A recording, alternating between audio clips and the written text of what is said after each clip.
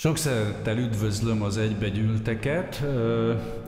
Egy kiállítás, kiállításnak nevezhető eseménynek a megnyitójára, és hát megnyitó, szóval úgy értem a megnyitó, hát nem is tudom, ezt megnyitónak lehet-e hívni, tehát hogy hát mindesetre, tehát hogyha nagyon, nagyon belegondolunk, akkor, tehát én elmondok egy szöveget, ami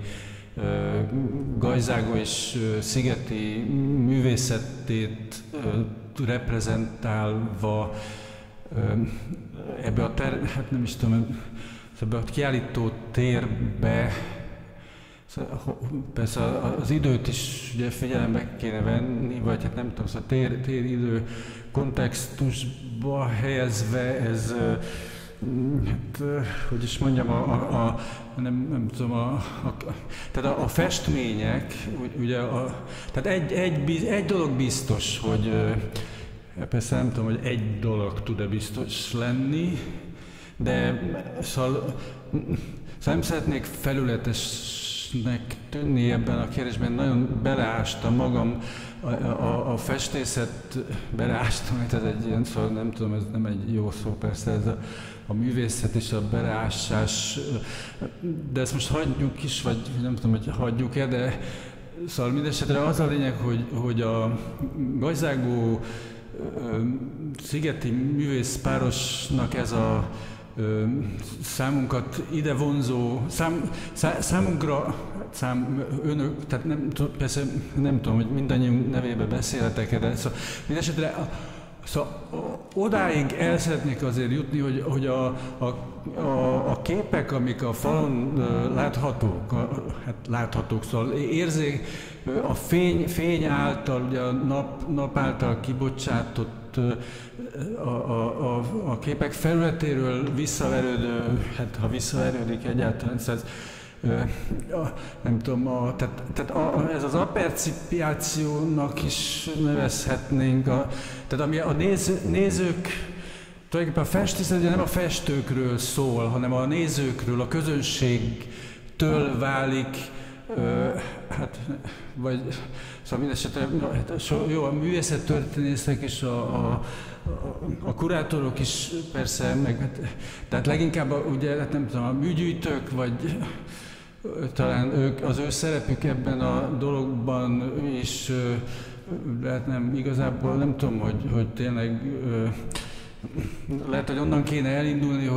hogy amikor a posztindustriális forradalom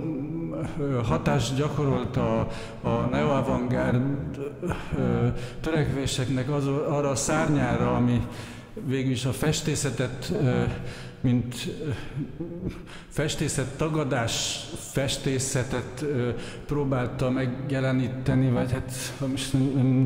nem tudom ezt pontosabban kifejezni, nagyon nehéz, hát nem tudom érzékeltetni azt, hogy tulajdonképpen egy ilyen elidegenített katalizátorszerű, konceptuálisan, hogy is mondjam, hát nem tudom, önellentmondásba keveredő, alulértékelt, magasban levő kultúrák lezuhanását, hát, szóval egy olyan érzékeny hangvétel jelenik itt meg, amiből, hát, nem tudom, hogy nem akarok akadémikus formulákat, hanem szóval egyet leszögezhetünk, hogy installáció és happeningnek itt ugye nincs helye, mert ez végül is miért ne lenne, szóval lehet az egészet ugye happeningnek is tekinteni, ugye maga a happening az történés, de igazából itt valójában a képek falra való installáció is lehetne, nem tudom, de ezt régebben ugye kiállításnak hívták, de forradalmi módon ezt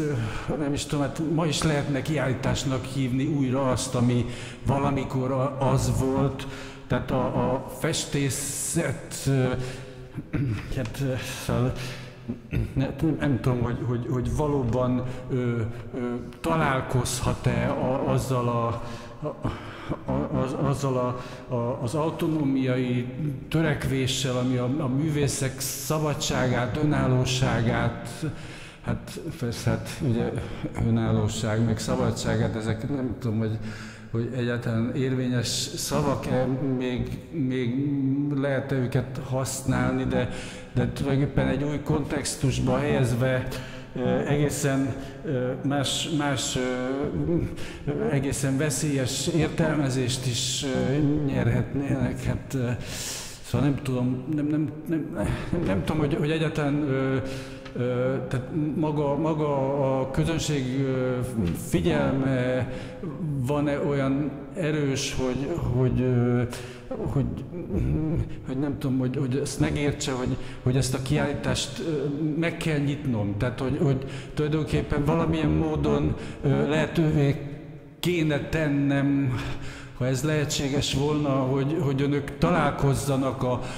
kiállított, mondjuk úgy műalkotásoknak, hát nem tudom, hogy műalkotásoknak lehet nevezni ezeket a fényvisszaverő objektumokat, meg egyáltalán visszaverik-e, és az tükröződik-e, vagy felfogható-e, de szóval mindenesetre nagyon szeretném a figyelmükbe ajánlani, ha ajánlhatom, nem tudom, hogy ajánlhatom egyébként, de megpróbálhatjuk mindenképpen. Tehát Gajzágó és szigeti művészek ez tevékenységének lenyomatát, vagy szóval erre emlékeztető, nem is tudom, jelenséget szeretném a figyelmükbe ajánlani, és a kiállítást hát nem is tudom, talán, hát megnyitom. Igen, azt hiszem, szóval igen, a kiállítást megnyitom, na.